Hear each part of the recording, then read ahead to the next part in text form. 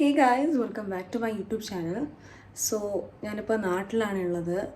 കുറച്ച് 2-3 ആവശ്യങ്ങളൊക്കെ ആയിട്ടാണ് ഞാനിപ്പോൾ നാട്ടിൽ വന്നിട്ടുള്ളത്. ഇപ്പം ഞാൻ കൊച്ചിയിലേക്ക് പോകാൻ പോവാണ്. അങ്കിളൊക്കെ വന്നിട്ടുണ്ട് കാർ എടുക്കാൻ. കൊച്ചിയിൽ പോകുന്നതെന്ന് പറഞ്ഞാൽ ആരതിപ്പൊടീൻ്റെ ബൊട്ടീക്കിലൊന്ന് പോകുന്നുണ്ട്. കാരണം ഒരു ഔട്ട്ഫിറ്റ് സ്റ്റിച്ച് ചെയ്യാൻ കൊടുത്തിട്ടുണ്ട്. അപ്പം അതിൻ്റെ മെഷർമെൻറ്റ്സും കാര്യങ്ങളൊക്കെ ഒന്ന് എടുക്കാനുണ്ട്. പിന്നെ ഞാൻ വല്ലാണ്ട് കിതയ്ക്കുന്ന സ്റ്റെപ്പ് കയറിയെന്നുള്ളതെന്ന്. പിന്നെ എനിക്ക് അവിടെ കൊച്ചിയിൽ തന്നെ എൻ്റെ കുറച്ച് കസിൻസിൻ്റെയൊക്കെ വീടുണ്ട്. അവിടേക്ക് ഒന്ന് പോയി എല്ലാവരെയൊക്കെ ഒന്ന് കണ്ടിട്ട് സെറ്റായിട്ട് തിരിച്ച് വരണം. ഞാനൊരു 2-3 ദിവസം കഴിയുമ്പം ബാക്ക് ടു ബാംഗ്ലൂരാണ്. സോ അപ്പോൾ അതാണ് അപ്ഡേറ്റ്സ്. ഞാൻ കുറച്ച് ലേറ്റായി. അപ്പം okay, bye. So before getting in to our vlog, let me tell you something. ഒരു ഡിസ്ക്ലെയിമർ പോലെ പറയാം.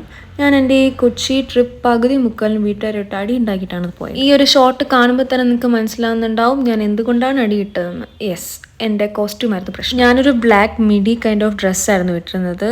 പ്രശ്നം എന്താണെന്ന് വെച്ചാൽ ഇട്ടതിൻ്റെ അല്ല പ്രശ്നം, നാട്ടുകാരെന്ത് പറയും എന്നതായിരുന്നു പ്രശ്നം. ഈവൻ ഞാൻ വല്ല കൊച്ചിയിലോ കോട്ടയത്തോ ഒക്കെ ആയിരുന്നെങ്കിൽ എൻ്റെ വീട്ടിൽ വലിയ പ്രശ്നം ഉണ്ടാവില്ലായിരുന്നു. ബിക്കോസ് ആൾക്കാർ അങ്ങനെയാണ്. ഈ ഒരു പ്രശ്നം എന്ന് മാറുമെന്ന് എനിക്കൊരു ഐഡിയ ഇല്ല. ബിക്കോസ് ആൾക്കാർ മാറാണ്ട് ഈ ഒരു പ്രശ്നം എന്തായാലും സോൾവ് ആവാൻ പോകുന്നു. സോ കൊല്ലത്തുനിന്ന് കൊച്ചിയിലേക്ക് ഒരു അപ്രോക്സിമേറ്റ്ലി 4.5 hours ട്രാവൽ ഉണ്ടായിരുന്നു ബൈ കാർ. സോ ഇതിപ്പോൾ ഞാൻ എൻ്റെ ഹെയർ കളർ ചുമ്മാ ഒന്ന് വെയിലത്തിരുന്നപ്പോൾ നിങ്ങളൊന്ന് കാണിക്കാമെന്ന് വിചാരിച്ചു. So finally we have reached our destination. Google map ഒക്കെ ഇട്ടായിരുന്നു പോയത്. So we have reached Pudhi's boutique. As you guys know, Arathi Pudhi is a fashion designer. So ആദ്യമായിട്ട് ഞാൻ പുള്ളിക്കാരത്തിനെ ഫോളോ ചെയ്യുന്നതും ആ ഒരു ബേസിസിലാണ്. ഇവിടുത്തെ സ്റ്റോറിൽ കിടക്കുന്ന മിക്ക ഔട്ട്ഫിറ്റ്സും ആരതി ചേച്ചിൻ്റെ തന്നെയാണ്. അവിടുത്തെ സ്റ്റാഫ്സ് ഒക്കെ ഭയങ്കര ഫ്രണ്ട്ലി ആയിരുന്നു. എനിക്ക് കുറേ ഔട്ട്ഫിറ്റ്സ് ഒക്കെ ട്രയൽ ചെയ്യാനൊക്കെ ഹെൽപ്പ് ചെയ്തു. പിന്നെ എൻ്റെ ഔട്ട്ഫിറ്റിൻ്റെ ഡിസൈനും കാര്യങ്ങളും എല്ലാം ഞാൻ ആരതി ചേച്ചിയായിട്ട് ഓൾറെഡി നമ്മൾ ഡിസ്കസ് ചെയ്തതാണ്. ഇപ്പോൾ ഞാൻ വന്നിട്ടുള്ളത് ജസ്റ്റ് എൻ്റെ മെഷർമെൻറ്റ്സ് ഒക്കെ ഒന്ന് കറക്റ്റായിട്ട് എടുക്കാൻ വേണ്ടിയിട്ട്. ഞാനൊരു ലെഹങ്കയായിരുന്നു ഡിസൈൻ ചെയ്യാൻ കൊടുത്തത്. സോ അവിടെ ഉണ്ടായിരുന്ന കുറച്ച് കളക്ഷൻസൊക്കെ ഞാൻ ട്രൈ ചെയ്ത് നോക്കി.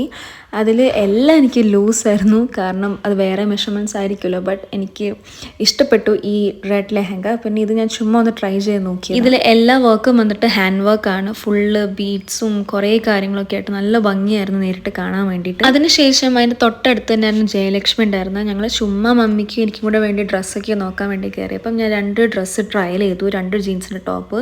ഒന്ന് ഇതാണ്. ഇത് ഞാൻ ഇട്ടപ്പോൾ തന്നെ എൻ്റെ ഒരു വള്ളി പൊട്ടിപ്പോയി. പിന്നെ അവിടുത്തെ തന്നെ സ്റ്റിച്ച് ചെയ്യിപ്പിച്ചെടുത്തു. പിന്നെ എൻ്റെ കയ്യിരിക്കുന്ന ആ പച്ചയാണ് ഞാൻ വേറെ എടുത്തത്. പിന്നെ ഈ കാണുന്ന വൈറ്റും ഈ 2 ചുരിദാറും ഞാൻ ട്രയൽ ചെയ്ത് നോക്കി. പക്ഷെ നമുക്ക് ചുരിദാർ അങ്ങോട്ട് സെറ്റ് ആവില്ല. സോ ഗൈസ്, നമ്മളിപ്പം ജയലക്ഷ്മി വരെ വന്നു. കുറേ നല്ല കളക്ഷനൊക്കെ ഉണ്ട്. കുറച്ചൊക്കെ ഇഷ്ടമായി. ഒരു ചുരിദാർ സെറ്റ് എനിക്ക് ഭയങ്കരമായിട്ട് ഇഷ്ടമായി. പക്ഷെ ഞാൻ ഓൾറെഡി വേറെ 2 എടുത്തതുകൊണ്ട് ഇത് എടുത്തില്ല. ഇതെനിക്കിഷ്ടമായി. ഇത് ജീൻസിൻ്റെ കൂടെ ഇടുന്ന ടോപ്പ് തന്നെയാണ്. അവിടെ നിന്ന് ഇറങ്ങിയതിന് ശേഷം നമുക്ക് നല്ല കണക്ക് വിശക്കുന്നുണ്ടായിരുന്നു. സോ നമ്മളൊരു റെസ്റ്റോറൻറ്റ് തപ്പി കണ്ടുപിടിച്ച് അങ്ങോട്ടേക്ക് പോയി. ഈ ഒരു മൊമെൻ്റ് എന്ന് പറയുന്നത് എനിക്ക് എൻ്റെ ലൈഫിൽ തന്നെ ഏറ്റവും വലിയൊരു ഹാപ്പിയസ്റ്റ് മൊമെൻ്റ് ആണ്. എന്താണെന്ന് വെച്ചാൽ എൻ്റെ ഡാഡ പൊതുവെ അത്ര എക്സ്പ്രസീവ് ആയിട്ടുള്ള ആളല്ല. സോ എന്നെ ഇങ്ങോട്ടേക്ക് സെൽഫി എടുക്കാൻ വിളിച്ചപ്പോഴത്തേക്കും എനിക്ക് 200 വോൾട്ട് കത്തിയ സന്തോഷമായിരുന്നു. 200 വോൾട്ട് കത്തിയ സന്തോഷത്തിൽ എൻ്റെ ബിരിയാണി വന്നു. അവിടെ നിന്ന് ഇറങ്ങിയതിന് ശേഷം നമ്മളൊരു ചെറിയ ബേക്കറിയിലൊക്കെ പോയിട്ടുണ്ടായിരുന്നു. നമുക്കിനി ഈവനിങ് കുറേ കസിൻസിൻ്റെ വീടുകളിൽ കയറാനുള്ള ഈ ഒരു 7 വീടുകളിൽ കയറാനുള്ളതായിരുന്നു. ഇത് ഡാഡയുടെ പെങ്ങളുടെ മോൻ്റെ മോളാണ്. സോ ഇവള് ഓസ്ട്രേലിയയിലാണ്. അങ്ങനെ മലയാളം ഒന്നും കാര്യമായിട്ട് അറിയത്തില്ല. സോ ഞങ്ങൾ കുറച്ച് ഇങ്ങനെ സംസാരിപ്പിച്ചെടുക്കാൻ നോക്കുമായിരുന്നു. ഇതാണ് ഡാഡയുടെ പെങ്ങളും ഹസ്ബൻഡും.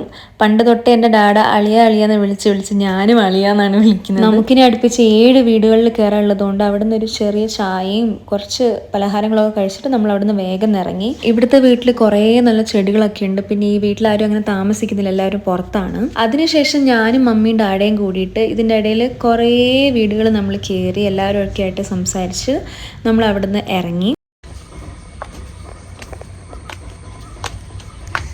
ഇത് എൻ്റെ ഡാഡയുടെ ഒരു പെങ്ങളുടെ വീടാണ്. പുള്ളിക്കാരത്തേക്ക് ഒരു ബൊട്ടീക്കൊക്കെ ഉണ്ട്. ബ്ലോസം എംബ്രോയിഡറിന്ന് ഗൂഗിളിൽ സെർച്ച് ചെയ്താൽ കിട്ടും. ഞാൻ അവരുടെ സ്റ്റോറിലൊന്ന് വന്നത്.